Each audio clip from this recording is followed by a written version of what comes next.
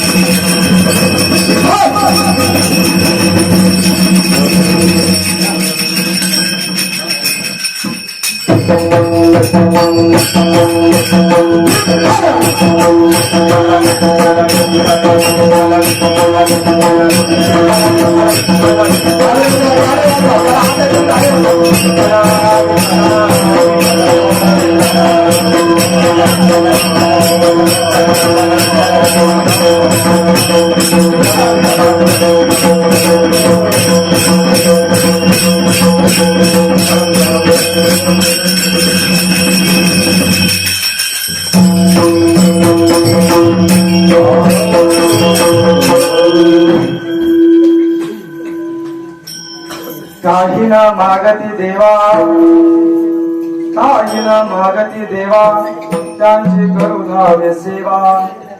Hello hello फेडून होऊन या रूपे दिन. काही न मागती देवा, काही न मागती देवा, त्यांची करू धावे सेवा. हलो हलो फेडून होऊन या रूपे दिन. होऊ न सके वेगळा, होऊ न सके वेगळा, क्षण एक त्या निराळा. हलो हलो फेडी ऋण होऊनिया रूपे दिन तुका म्हणे भक्तिभाव तुका म्हणे भक्तिभाव तोच देवाचाही देव हळू हळू फेडी ऋण होऊनिया रूपे दिन महायोग पिते तते विमरथम वरम कुंडलिकाय दातो मंत्रे समागत तिष्ठन्त आनंद पांडुरंगा कर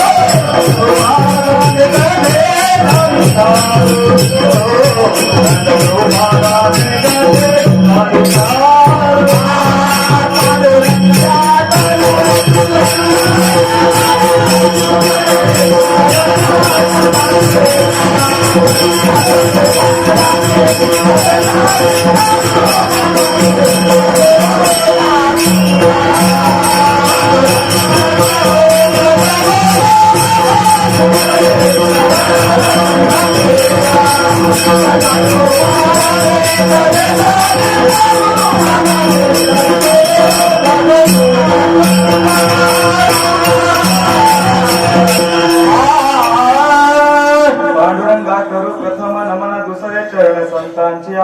त्यांच्या कृपादाने कथेचा विस्तार बाबाजी सर्वदास तुका ओम नमो दानेश्वर करुणा करा दयाळा तुमचा अनुग्रह लादलो श्रावण गारो चराचरी सेवेला सेवक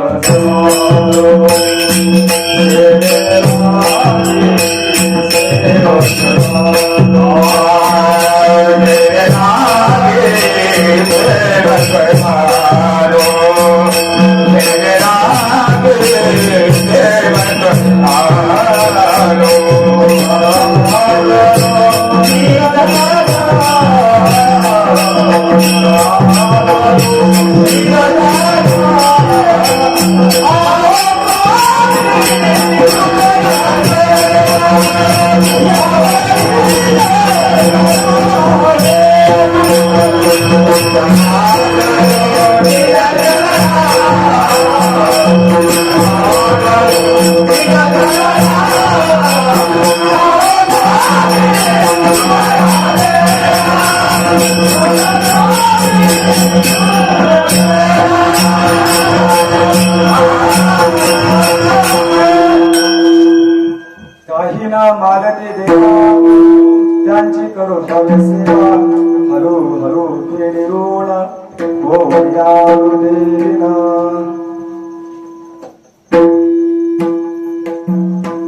वस्तू प्राप्त प्रसंगी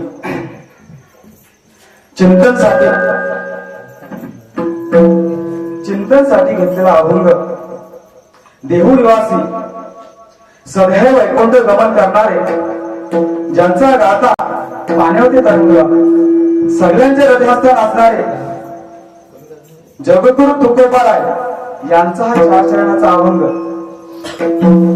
हा 4 चरणाचा आहे.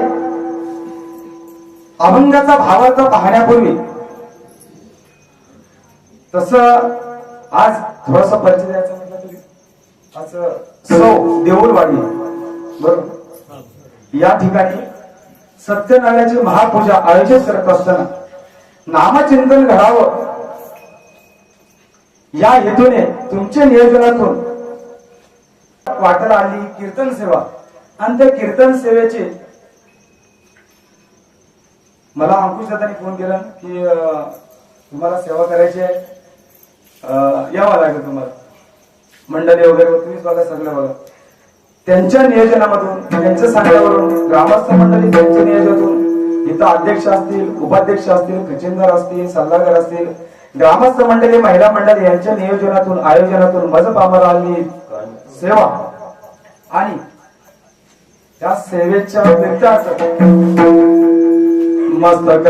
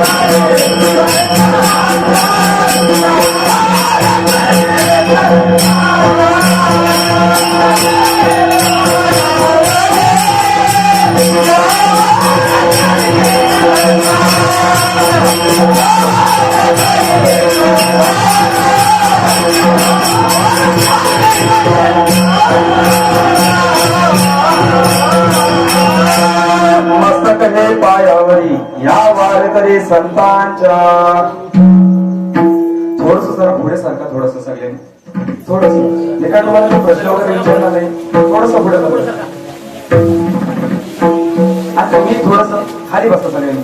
काय आहे इथे कीर्तन चालू आहे आणि कीर्तन हा भगवंताचा आहे, भगवंताचा कुठे अपमान होत चालता होतो म्हणून कदाचित सगळ्यांनी खाली बसतो. मी जास्त तुमचा वेळ घेणार नाही, थोडा वेळ सगळ्यांनी खाली बसतो. या पुढे पुढे सरकार इथं भेटत लागला तर सगळ्यांनी पुढे आला असतं. धन्यवाद.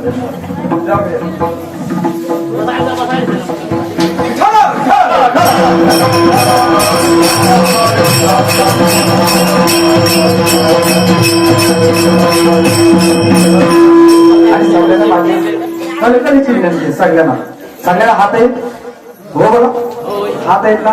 विठ्ठल विठ्ठल एकदा भजन झालं की सगळ्यांनी टाळी वाजवायची. ज्या वेळी भजन होईल त्याच वेळी वाजवायचे. जर तुम्ही वाजवलं नाही आता तुम्हाला 2 हात आहेत, पुढच्या त्यांना कदाचित तुम्हाला 4 हात होतील आणि ते नाही झालं तर तुम्हाला छक्के तरी व्हावं लागेल.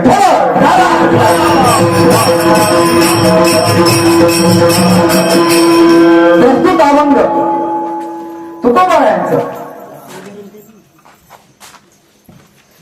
अभंगाचा भावात पाहत असताना या ठिकाणी सत्यनारायणाची महापूजा आयोजित केलेली आहे.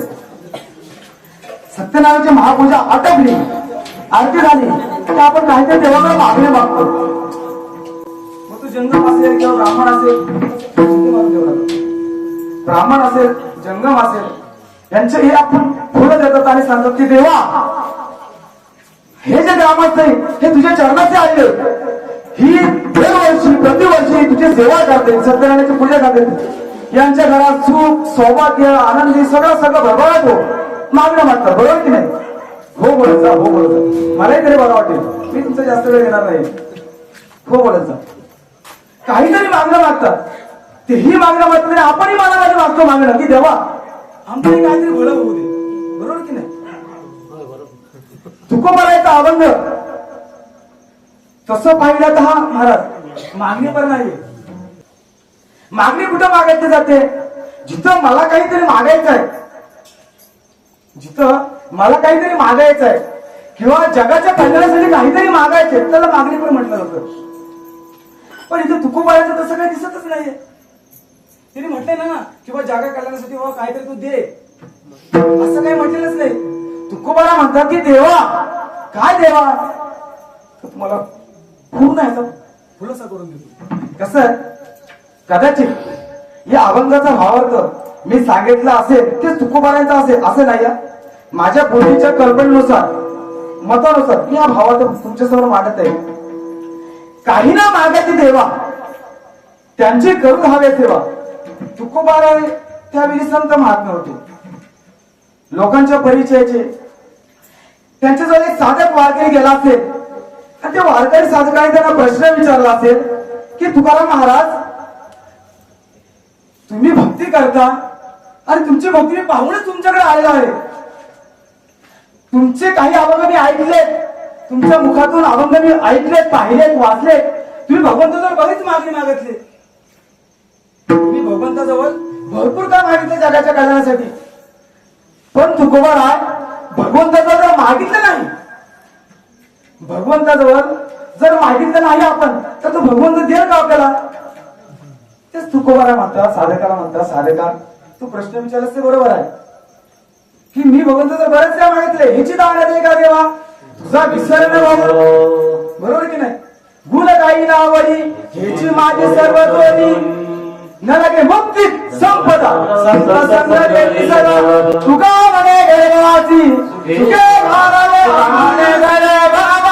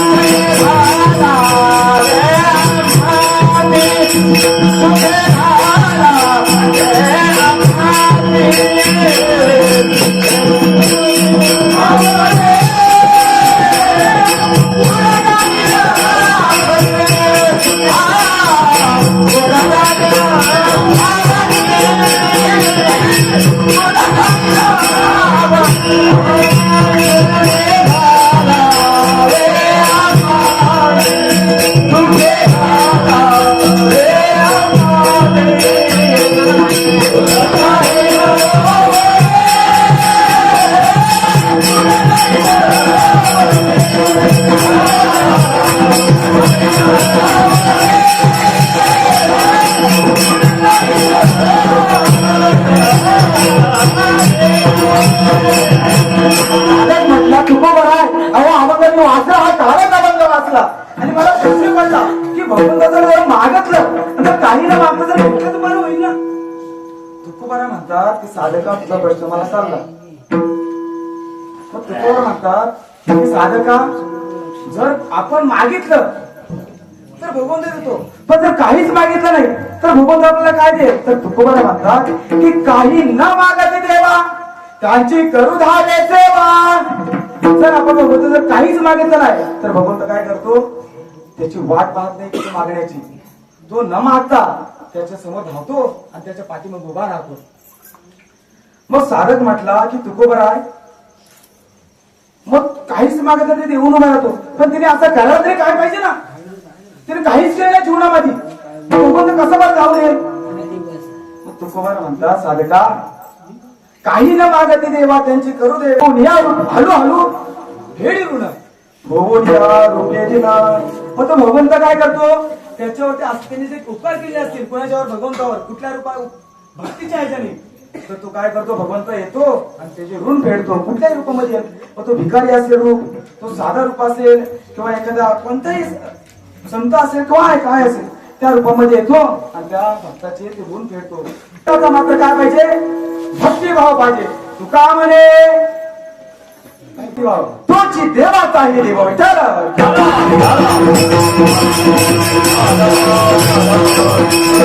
थोडक्यात अभंग तुमच्या समोर मी अर्थात त्याचा थोडं स्पष्टीकरण केलेलं आहे. तुकोबारांच्या जीवनामध्ये त्या साधकाने हा प्रश्न विचारल्यानंतर की तुकोबाराने अभंगामध्ये बरेच अभंगामध्ये असे मागितले की मागण्यात आहे का तुझा प्रती देशील तरी पाहे पांडुरंगा या संतांचे निवडी. तुकोबाराने सुद्धा हाच प्रश्न पडला की त्याने विचारल्यानंतर की या साधकाचा कदाचित खराच प्रश्न आहे. मी आतापर्यंत जे अभंग बोललो ते मी देवाचाच मागत जगाच्या कल्याणासाठी. जगाच्या कल्याणा संतांची विभूती देव कष्टविधी परोपकारी जगाच्या कल्याणासाठीच मी अभंग सल्ले निर्माण केले. आणि मात्र ह्या साधकाने विचारलेला प्रश्न कदाचित मोलाचा आहे. तर आतापर्यंत मागितलेले भगवंत जाऊन सगळे देवाने काय दिलेले काही न मागते देवा. तुकोबारा मात्र ते काही न मागते देवा. काय न मागता बघा तुकोबारा भगवंताचं वर्णन करत असताना एका अभंगात असं म्हणतात की जे मला पाहिजे सदा माझे डोळा जड तुझे मूर्ती रघुमाईच्या पती सोयरिया. मला काय आवडतं ते रूप आवडतं. कुठलं आवडतं तुझे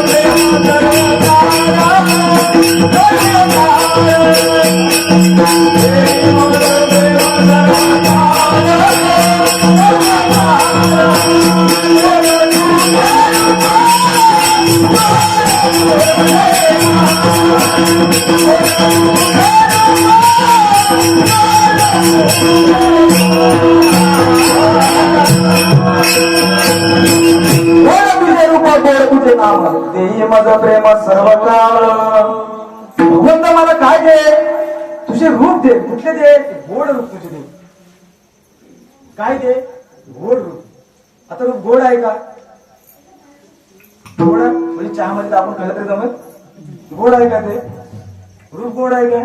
तर तुकोबारा म्हटलं की ते गोड आहे. का गोड आहे खरं ते इतके गोड आहे की ते गोड रूप आठवल्यानंतर किंवा त्याचं स्मरण केल्यानंतर त्याचा जो आत्यानंद जो आनंद आहे तो काहीतरी वेगळा. भगवंताला जो गोड मिळेल सदा माझ्या डोळ्याच्या तुझी मोठी रखुमाईच्या पती सोयरिया. या अभंगाचं थोडंसं स्पष्टीकरण करायचं म्हटलं तर असं आहे सदा माझ्या डोळा जड तुझी मोठी रखुमाईच्या पती सोयरिया. सदा माझ्या डोळा जड तुझी मूर्ती रखुमाईच्या पती. आता रखुमाईच्या पती तुकोबारांना अभंग बोलण्याचं काय त्यांचा अर्थच काय येतं. पांडुरंग म्हटलं तर जमलं असता. रखुमाईच्या पती आता रखुमाईच्या पती का तुकोबारांना माहिती नाही का की त्या रखुमाईचे पती आहेत म्हणून. मग ते रखुमाईचे पती का म्हटले सदा माझे डोळा जड तुझी मूर्ती रखुमाईच्या पती सोयरिया. लहान मुलाला जर काय ते खायला पाहिजे असेल किंवा त्यांना जर पैसे पाहिजे असतील तर का तू जर वडिलांकडे गेला तर वडील बोलतो हे काय पैसे सारखे करतोस वडील ढकलून देतो चालेल. पण तोच मुलगा जर आईकडे गेला तर आई काय करते किंवा बाहेर देत जावं खायला घे. तुकोबारा तेच म्हणतात इथं की सदा माझ्या डोळा जड तुझ्या मूर्ती रखुमाईच्या पती सोयरिया. देवा हे ते तुझे रूप मला पाहायचं आहे बघायचं आहे त्याचं अवलोकन करायचं आहे. पण ते कसं डायरेक्ट तुझ्याकडून मला भेटणार नाही. मग मला काय करायला पाहिजे रखुमाईच्या पती.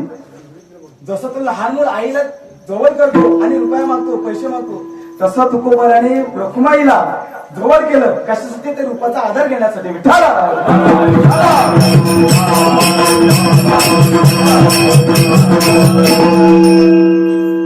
रखुमाईच्या पती सोयरिया.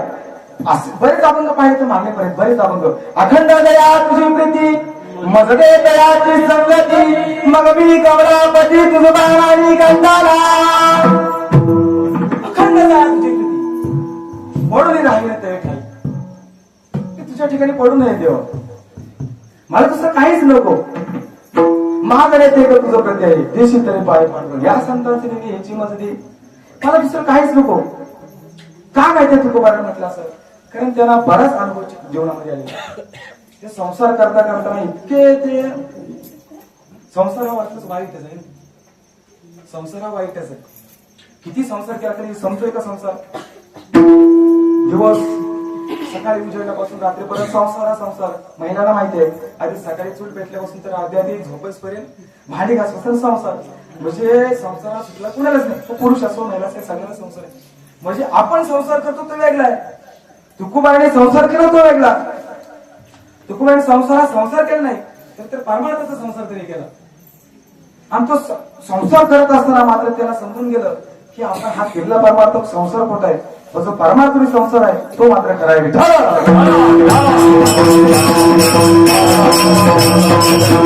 संसार करताना तुकोबाराला वाटलं की कुठेतरी आपण जर चांगलं केलं तर कदाचित देव आपल्याला जवळ करेल. 3 गुण आहेत आपल्यामध्ये, 3 गुण. ते 3 गुण त्यातले 2 गुण मिळवायचेच नाही, त्याच्या पाठीमध्ये धावायचंच नाही. आणि एकच गुणाचा फक्त पाठीमध्ये धावायचं आपल्याला. एक धन, दुसरा मान आणि तिसरा गुण. धन, मान आणि गुण. धन मिळवलं नाही तरी चालेल, धन मिळवला तरी चालेल. काय हो पैशाशिवाय चालणार आहे का? पैसे नसते तर आपलं आयुष्य कसं चालेल? पण धन मिळवलं ना तरी चालेल, काही गरज नाही मिळवायची. मान मिळवला नाही तरी चालेल. काही लोकांना असा प्रश्न पडे, धन नाही म्हणजे कसं आपण चालायचं, कसा संसार कसा चालेल, घर कसा चालेल? धना लागी सर्व मान्यता आहे जगी. तुकोबारा म्हणतात की धना लागी जगाने मान्यता दिली. काय दिले? की धन हा सर्व पर्याय. जर धन नसेल तर जीवन सुद्धा नाही. इथून जरी महाराज जायचं असेल तर धनाशिवाय जाऊ शकत नाही. घर जर चालायचं असेल तर धनाशिवाय चालू शकत नाही. आज प्रत्येक गोष्ट ही धना पाहिजे. म्हणून धन मिळवलं नाही तरी जमेल, तरी का फरक पडत नाही. मान नाही मिळवला तरी जमेल. काही लोक मानाचे लय म्हणजे असं नाही त्याचा म्हणजे नारायण भेटवा किंवा काय भेटवा ते ना आधी काही नसतो. ते महाराष्ट्र लय आवडले सर, त्याचा मोठेपणा म्हणजे लय वेगळं असतो. म्हणजे मानाची काही गरज नाही.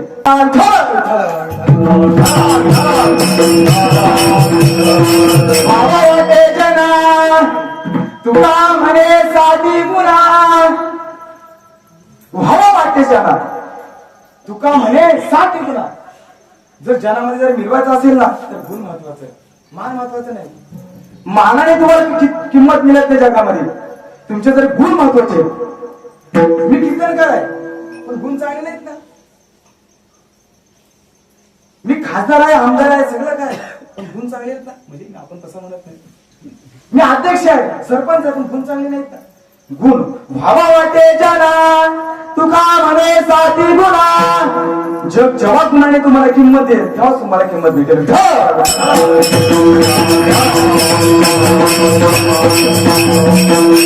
मग मान मिळवला नाही तरी काय फरक पडत नाही, त्याची काही गरज नाही. मग काय मिळवायचं आपल्याला? तर गुण मिळवायचा आहे.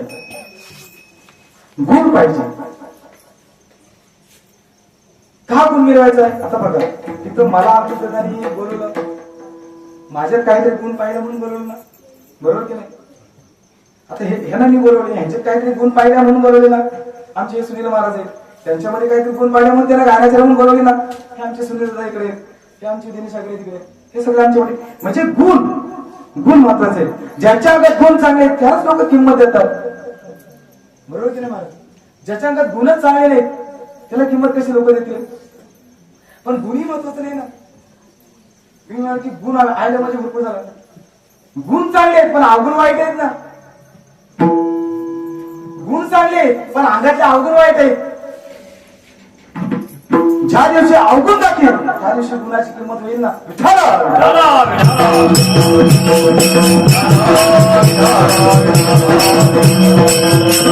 तुकोबारा म्हणतात तुका म्हणे न करी हे काम.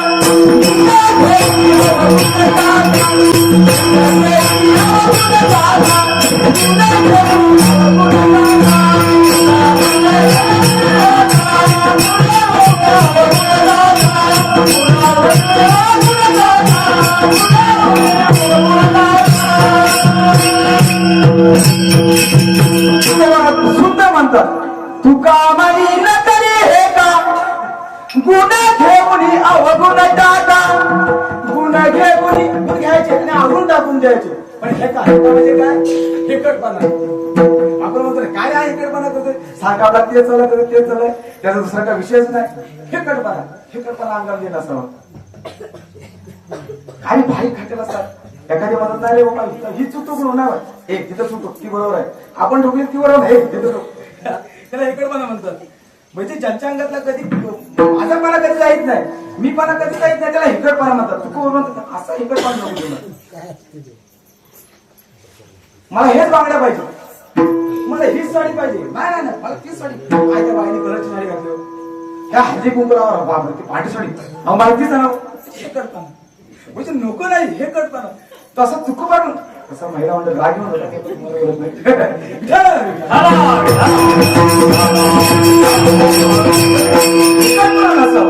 तुका म्हणजे न तरी हे का गुन्हा घेऊन अवगुण टाका.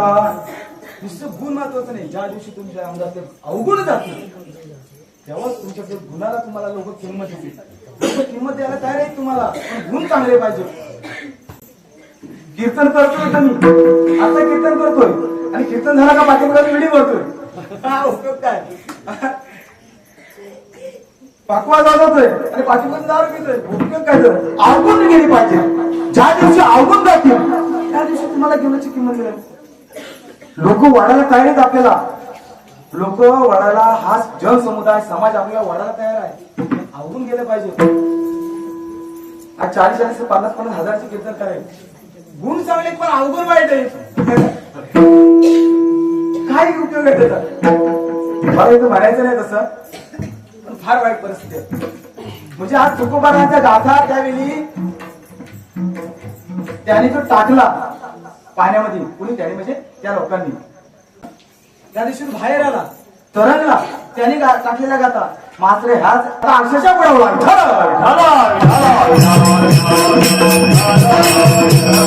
कीर्तन होता त्यांनी एवढा परिवार केलाय. कीर्तनाचे 40-50 हजार सुपारी. आज जेवढे कीर्तन करेल मला त्यांना बाहेर बोलायचं नाही त्यांची कीर्तनाची आज फार गडबड झालेली. कारण याला कीर्तनकार जबाबदार नाही त्याला समाज जबाबदार आहे. समाजाने त्याला खेचून धरलेले त्यात 40-50 हजार रुपये. अरे 40-50 हजार रुपये एखादं दान गरीबाला करा ना. एखादं करा गरीबाला तुम्ही घर बांधायला त्या 40-50 हजार रुपये तो तुमचा भूतकाळ येतो घरामध्ये. काय कीर्तनामध्ये सांगतात आणि कोणतं एवढा शब्द त्यांनी विकत आणलेला आहे. कीर्तनामध्ये कीर्तन करताना त्यांनी कोणते शब्द विकत आणलेले.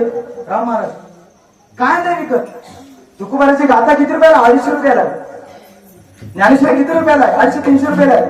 700 रुपये फक्त झाले ते 700 रुपये झाले. 700 रुपयाचे 60 आणि 50 हजार रुपये. वाईट परिस्थिती नाही. जे ते कीर्तन करावे ते आलं नाही सेवावे घेतात ना. तुका म्हणे घेती तेही आमचं तर त्यांना पहिलेच विचार बाबा मला पाकिट म्हणून द्यायचं नाही. मी 1 रुपया छड्यावर सुद्धा हात लावणार नाही. कारण तुम्ही दिलं तरी तुम्ही नरकाला जाणार आहात आणि मी घेतलं तरी मी नरकाला जाणार आहे. आतापर्यंत केलेले पाप ते कमी ते आपल्या बरोबर मग एवढे पाप घेऊन अजून कुठे आपल्याला वाढवायचं आहे म्हणून नको. आपण मला 1 रुपया नको. जे काय द्यायचं ते ह्यांना द्यायचं आहे. नामचिंतन आहे. नामाचा हा बाजार झाला ना कधी. नाम कसं आहे साधा आहे सोपं आहे आणि ते जर असं जर होत असेल तर चुकीचं आहे. असं तर तो विषय सोडून दे. आपण अवगुणावरती आढळतो बरोबर की नाही. आढळतो ना अवगुण टाकावे. ज्या दिवशी आपल्याला ते अवगुण जातील तेव्हा आपल्याला समाज आपल्याला बरोबर करेल. आपण कोणत्याही स्थानी असो मग एका मठाधिपती असो संस्थेचा अध्यक्ष असो कोणतेही असो गुणैरगौरम आय्याती शास्त्रकार सांगतात. गुणैरगौरम आय्याती नवचैरासनमास्थितः गुणैरगौरम आय्याती नवचैरासनमास्थितः प्रसाद शिखरस्तोपे का कमती दृढायते. शास्त्रकार असे सांगतात गुणैरगौरम आय्याती जो गुण ज्याचे गुण अंगामध्ये त्यांचा जो गौरव करतो त्यालाच किंमत आहे. पण जो बाठाने पाते असेल किंवा जो कोणत्याही संस्थेचा मालक असेल, तो आजर मालक पण त्याच्यामध्ये गुण नसेल ना, त्याला किंमत देणार नाही. पुढे सांगतात की प्रसाद शिकलो असतो ते का कमी केलं आहे. जसा हनुमंताचं मंदिर असेल गावामध्ये, रामाचं मंदिर असेल, पांडुरंगाचं मंदिर असेल, त्या मंदिराच्या कळसावर जरी कावळा बसला तरी कावळा गरुड होत नाही. आणि त्यांनी म्हणून पण नाही की का गरुड झाले म्हणून. अशी कितीतरी कावळे त्यातून कावळेच झाले तरी किती गरुड व्हायचा प्रयत्न केलेला नाही.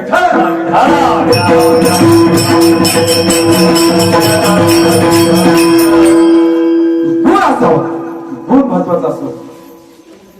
म्हणून तुकोबाला ते गेलेलं झालं. ते साधकाला विचारल्यानंतर तुकोबा म्हटले की ज्याच्या अंगात चांगले गुण असतील त्यालाच किंमत आहे जगामध्ये.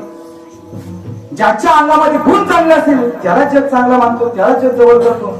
मग तुकोबा म्हटले साधका तू विचारला प्रश्न बरोबर आहे, पण त्या प्रश्नासाठी मी तुला एकच बोलू शकतो. काही ना मागते देवा,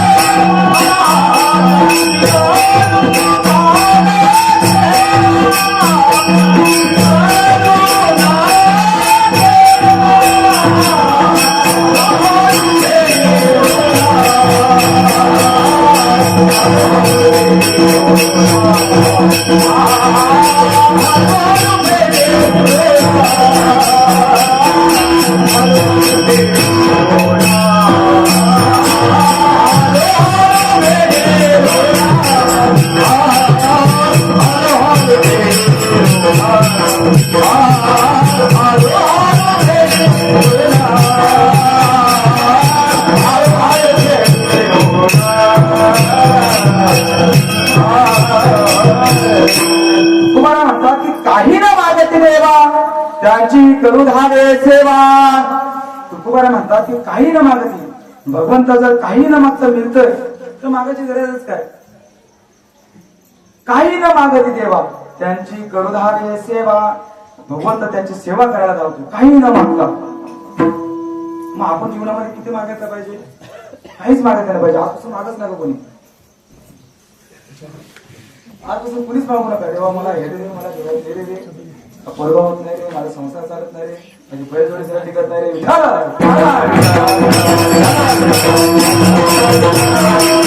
काहीच मागायचं नाही. न सांगायचं तू माग विश्व विश्वंभर परिहाराची न लगे. काही मागायची गरज नाही.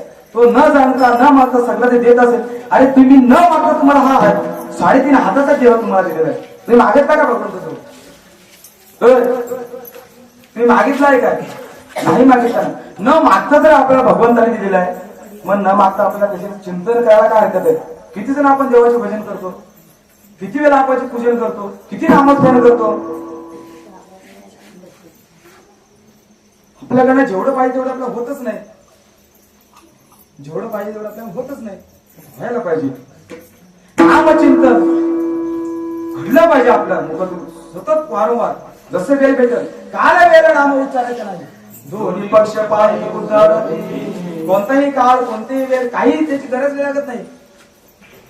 भगवंताचं नाम घडलं पाहिजे. विठ्ठला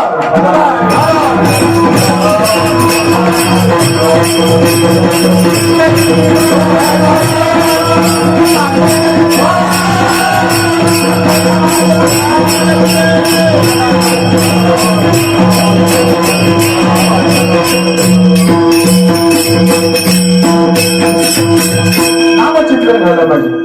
नामाचं महात्म्य कसं आहे? साध्य काहीतरी असावं, साधन काहीतरी असावं जीवनात. म्हाळला जायचं आहे, साधन आपली गाडी आहे, पण साध्य काय? महाळ आहे. साधन गाडी आहे, साध्य महाळ आहे. जीवनामध्ये साध्य आणि साधन महत्वाचं आहे. साधन आणि साध्य महत्वाचं आहे. एक दृष्टांत देऊन तुम्ही पुढे जातो. मी एक वारकरी मुंबईला ट्रेनमध्ये चढला आणि त्याला पंढरपूरला जायचं होतं. एक वारकरी मुंबईच्या ट्रेनमध्ये चढला आणि त्याला पंढरपूरच्या ट्रेनमध्ये बसला होता. त्याला जायचं होतं पंढरपूरला. आणि त्याच ट्रेनमध्ये दोन साधू वैरागी त्या ट्रेनमध्ये बसले. आता त्याची जोडीला बसले, ते काही चर्चा करत होते आपसामध्ये. त्यांची थोडीशी भाषा वेगळी होती. कर्नाटक किंवा त्या साईडची इकडची तिकडची असेल, त्याला असं वाटलं असेल. म्हणून त्याने विचारलं, बाबा तुम्हाला जायचं आहे कुठे? ते म्हटले की आम्हाला तिकडे जायचंय, त्या साईडला तिकडे जायचं आहे. ह्याला कुठे जायचं? पंढरपूरला जायचं. आणि ह्याला कुठे जायचं आहे? विरा नालापासून नाला सोपा त्या साईडला जायचंय. आता दिशा बघा कशी आहे. वारकऱ्याला जायचं पंढरपूरला आणि ह्याला कुठे जायचं आहे? विराला जायचं आहे. ट्रेन बसले कुठं? मुंबईला बसले. प्रश्न पडला त्या वारकरीला. आता वारकरीचा एक असा धर्म असतो की सहसा कुणाला फसवू नये, चांगला मार्ग दाखवा. काही लोक असतात वाईट मार्ग दाखवणारे, तर चांगला मार्ग दाखवा. त्याने म्हटले, बाबा अहो तुम्हाला नक्की जायचंय कुठं? म्हटले मला विराला जायचं. अहो म्हटले ही ट्रेन पंढरपूरला चालले आणि तुम्ही विराला तुम्हाला जायचं, तुम्हाला पाठी ट्रेन आहे ती बघा. तुम्ही ह्या ट्रेनमध्ये जाऊन तुम्हाला विराला कसे पोहोचाल तुम्ही? बराच त्यांच्या भाषणानंतर मग तो बोला की तुम्ही इथं उतरा आता खाली. तुम्ही ट्रेन अजून का चालू झालेली नाही, तुम्ही इथं उतरा आणि तुम्ही दुसरी ट्रेन पकडा. तर साधूने सुंदर उत्तर बघा दिलं. ते म्हटले, दादा हो आम्ही विराला जाऊ किंवा पंढरपूरला जाऊ, आम्हाला कुठे जाऊन भिकत मागायचे.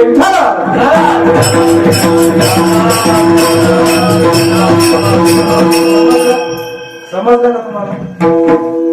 ते साधू काय म्हटले की आम्ही विराला जाऊ किंवा पंढरपूरला जाऊ, आम्हाला कुठे जाऊन भिकच माझी आहे. भीक मागणे हा साध्य त्यांचा नाहीये. पण त्याला कुठे म्हणजे त्याचं जीवनाचं काहीच नाही ना. नाही त्याला साधन माहितीये, नाही त्याला साध्य माहितीये. त्याला कुठे पण नव्हती. विराला गेली तरी भिकच मागायची आहे आणि पंढरपूरला तरी भिकच मागायची आहे. साध्य कुणाचं आहे? वारकरीचं आहे. साधन कुणाचं आहे? वारकरीचं आहे. तसं जीवनामध्ये काहीतरी साधन आपलं असावं, साध्य असावं. साध्य आपलं हे कोण पाहिजे? साध्य आपलं कोण पाहिजे? साधायचं काय आपल्याला? भगवंताचे चरण साधायचं आपलं. पण साधन कशाने साधणार? नामचिंतनाने. नामचिंतन आपण साधन, साधन हे नामाचं चिंतन आहे. साधन हे नामाचं चिंतन आहे. एक अभंग आहे बघा तुकोबारायांचा. विठ्ठला उठा होती हो या संसाराची तुती.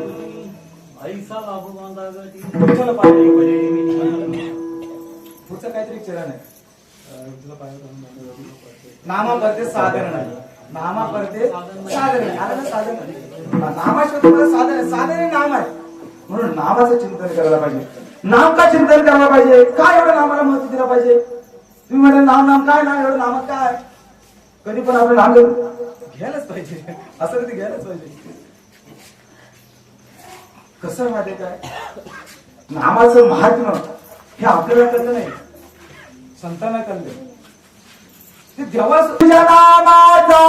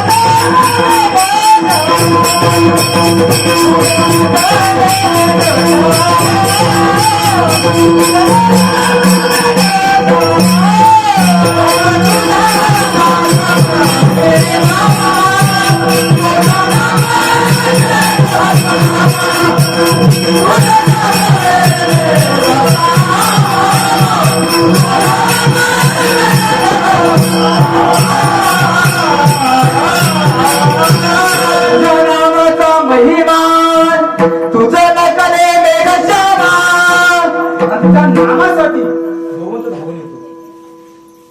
कोण नाम जेव्हा आपण घेऊ त्यावेळी ना, म्हणजे आपण नाही, पण मात्र संतांनी त्याचा माझ्या जीवनामध्ये फार उपयोग करून घेतला. संतांनी ते नाम घेतलं, जीवनामध्ये त्यांचा उपयोग केला, त्या नामासाठी भगवंत धावून. पण असं नाही, कोणतेही रूप घेऊन यायचं. एक छोटस चरित्र तुमच्यासमोर वाटतो आणि थोडक्यात मी सेवा आटपतो. चोखोबाईंचं जीवन जगत असताना चोखोबाईंची पत्नी सोयरा ही गर्भवती होती आणि तिचे 9 महिने पूर्ण झाले होते. काही 2 दिवसात 3 दिवसात ती प्रसूती होणार होती. तिला समजलं की माझा काळ जवळ आहे प्रसूतीचा. ती म्हणते चोखोबाईंना, धनी आपल्या इथं माझी प्रसूती करण्यासाठी आपल्या इथं तुम्ही आणि माझी दुसरं कोणच नाही. गावात बोलावं होतं, आपल्या समोर आता येणार धावून कोण नाही, कारण त्यांचं गावापासून घर त्यांचं जरा लांबच होतं. सोयरा म्हटली, धनी तुमची बहीण आहे, बहिणीला जरा तुम्ही जरा बोलवा. आता दुसरा कोण करणार नाही. काय प्रसूतीचं जे का असेल सुईन पण ते तुमची बहीणच करत.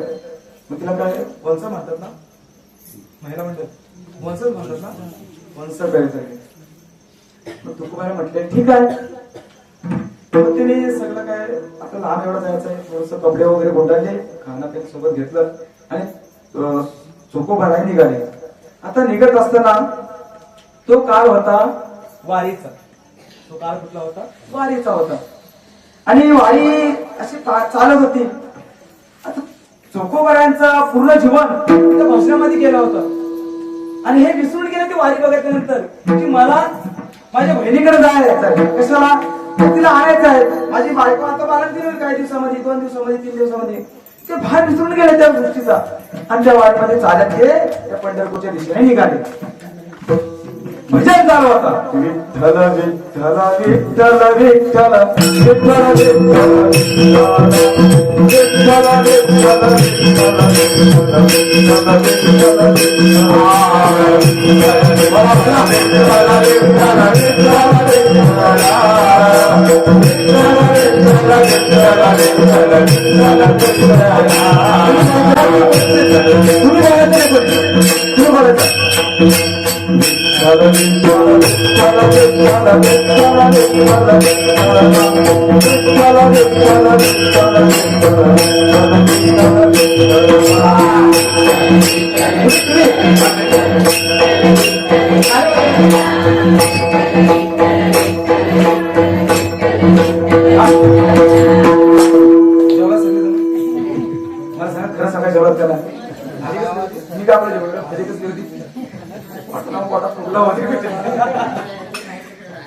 सगळ्यांनी बोलायचं, पुरुष नाही समजा बायका महिला म्हणतात विठ्ठल विठ्ठल काय वाटत नका. विठ्ठल विठ्ठल विठ्ठल एकच आवाज विठ्ठल विठ्ठल एकच आवाज विठ्ठल विठ्ठल विठ्ठल विठ्ठल विठ्ठल विठ्ठल विठ्ठल. यांचा आवाज चांगला त्याला परत विठ्ठल विठ्ठल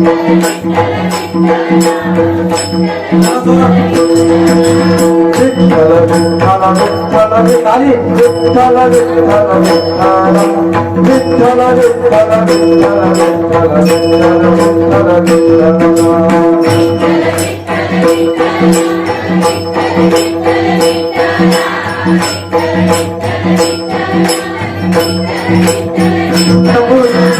विठ्ठल विठ्ठल विठ्ठल विठ्ठल विठ्ठल विठ्ठल विठ्ठल विठ्ठल विठ्ठल विठ्ठल विठ्ठल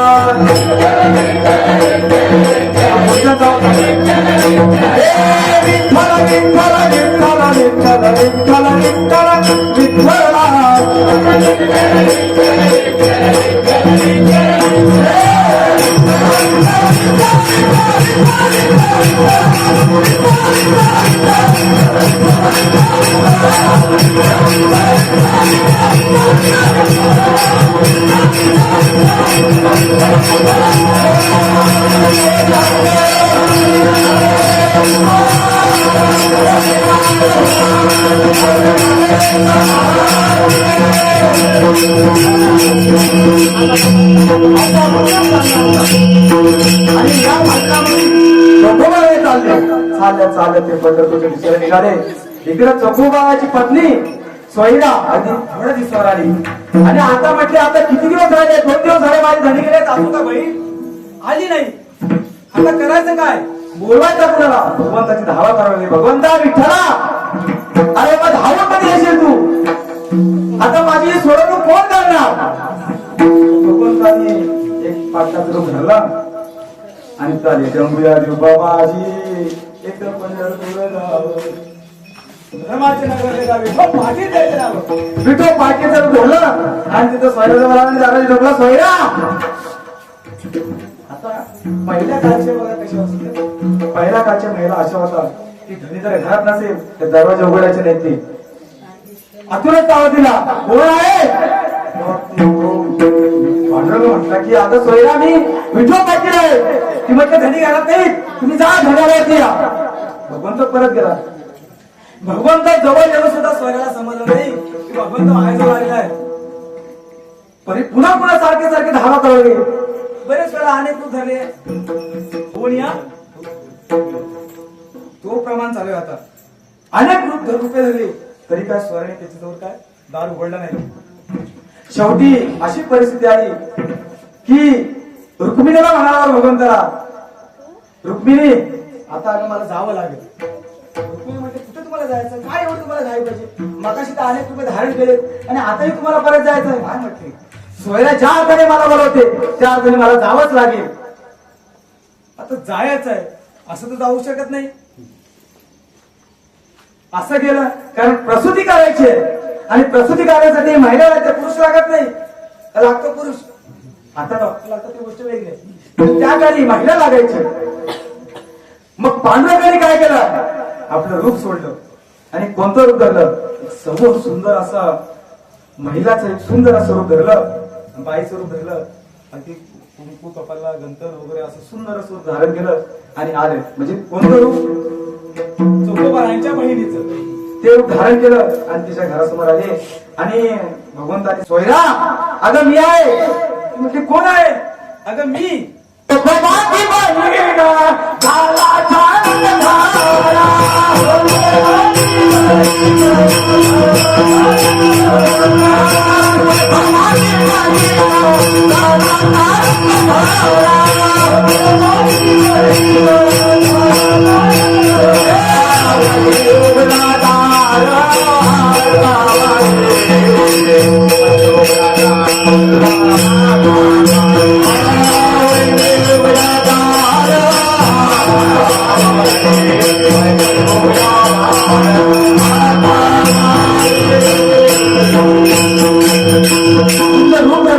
चोखोबाची बहीण झाले शायंबर. वहिनी उघडा दार हाका मारी. जी वहिनी बोलावी, वहिनी आवे दार उघड, मी आहे चोखोबाची बहीण. मग तेव्हा तिने दार उघडलं. मग ती प्रसूती वगैरे केली, सगळं काय झालं, पालनतंत्र केलं भगवंतानी आणि ती व्यवस्थित सुटली. ती पालनतंत्र केल्यानंतर नंतर मग काही दिवसांनी परत चोखोबा दुसरं, अरे बापरे मला जास्त जायचं होतं ते तर आहे ना, गेले तिकडं. बहिणीला सांगितलं चल माझ्याबरोबर घेऊन आले. इकडं ती भगवंताने रूप धारण केलं होतं तिचं, चोखोबाच्या बहिणीचं. आले आता हे भगवंताला समजलं चोखोबा तिची बहीण घेऊन येते. मग भगवंत आपल्या डोक्यावरती पाणी घेतलं, घरातले काम सगळे करू लागले होते ना त्यामुळे. मग ती नदीवर गेली आणि इकडं चोखोबा आणि तिची बहीण आली. तिने पाहिलं तर सगळं काही व्यवस्थित आहे. चहा गेली विचारलं तेव्हा चोखोबा बाप अहो तुमची बहीण आली सगळं तिने केलं. तर म्हटलं घरी तिला तुम्ही पाठवलंच नाही. चोखोबा म्हणतात मी तर पाठवलीच नाही, मग आलं तरी कोण? त्यावेळी समजून चोखोबाला समजलं की नाही तो जगाचा मालक आहे. पण जगाचा मालक हे कोणते रूप धरल हे सांगू शकत नाही. तेच अभंगाच्या द्वितीय चरणामध्ये हळूहळू बेडी रोला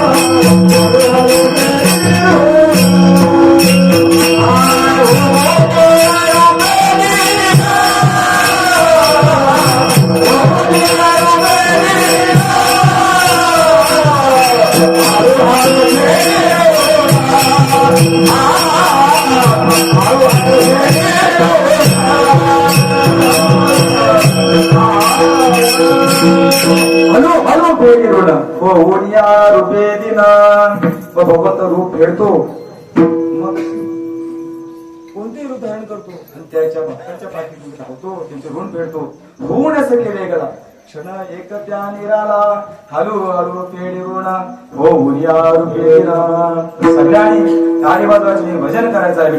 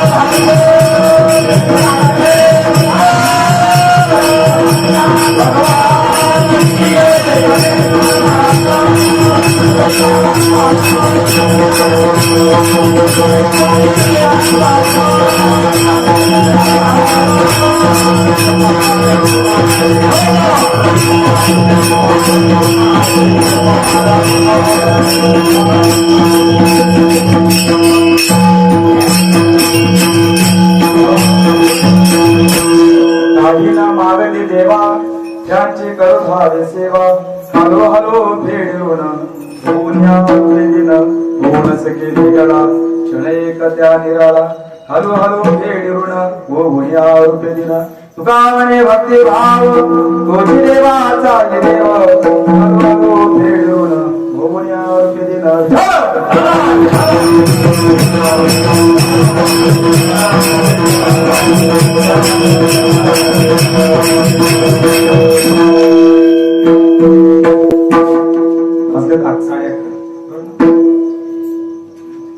काय करायचं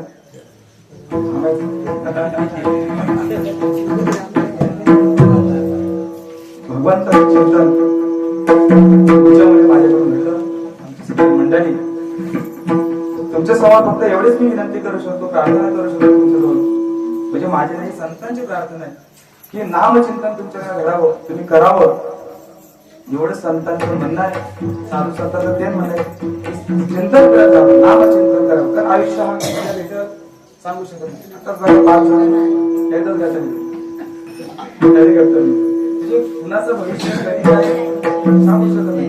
म्हणून जो क्षण असेल तर त्या क्षणाला भजन आपल्याला घडायला पाहिजे, भजन घडलं पाहिजे, चिंतन घडलं पाहिजे, नामस्मरण घडलं पाहिजे. कारण उद्याचं सकाळ आपले असेल हे सांगू शकत नाही, आजची रात्री आपला असेल सांगू शकत नाही. कोण ह्या जगामध्ये कोणाचं नाही. म्हणून जेवढं करेल तेवढं करत राहा. म्हणून झालेली सेवा पुन्हा विराम देतो. ज्ञानेश्वर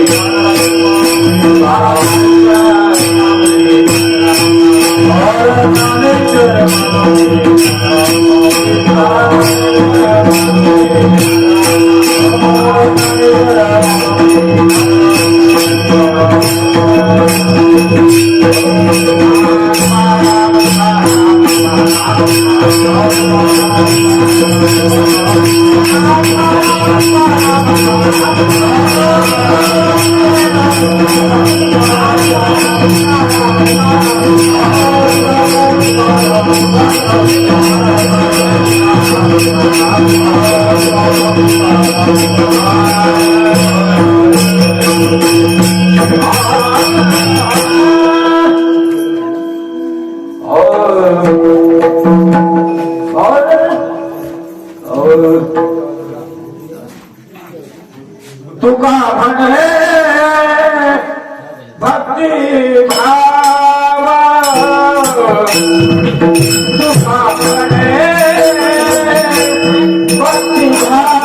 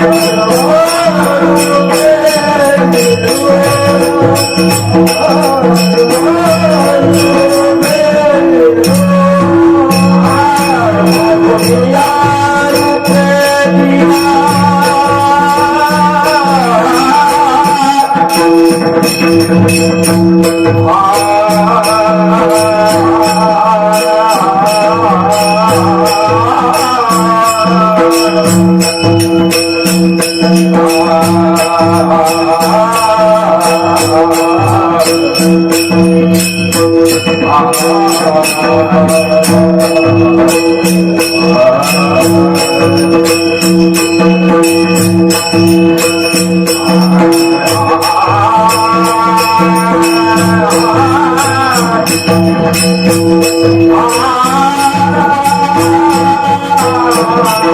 Ah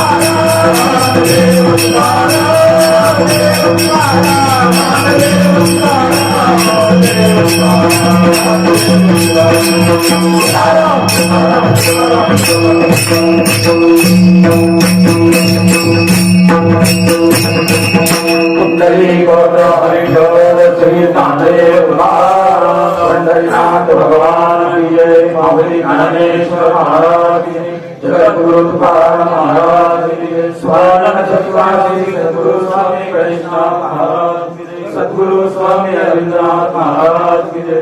वासुदेव हरि वासुदेव हरि वासुदेव हरि। जय जय रघुवीर समर्थ जय जय रघुवीर समर्थ जय जय रघुवीर समर्थ।